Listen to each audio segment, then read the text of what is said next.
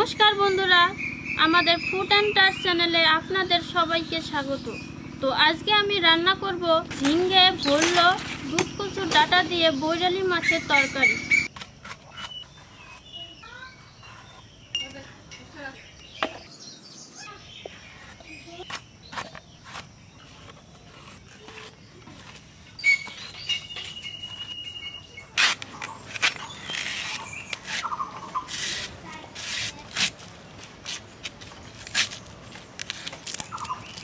রান্নার জন্য নিয়েছি গোটা জিরা, হলুদ পাউডার, লবণ, শুকনো লঙ্কা বাটা, জিরা বাটা, সরষের তেল আর কিছু বৈরালি মাছ।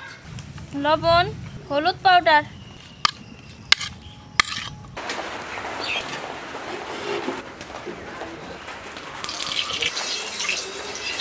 তেল গরম হয়ে গেছে, গরম তেলে মাছগুলো ভেজে নেব।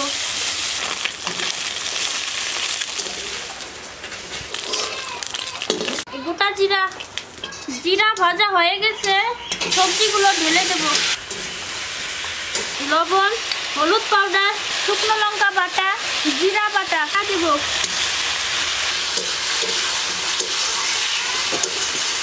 সবজিগুলো কষানো হয়ে গেছে, অল্প জল দিয়ে দেব।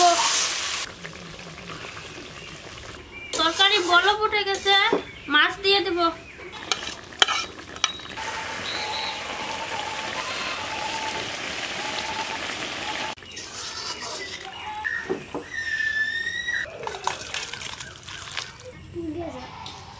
গরম না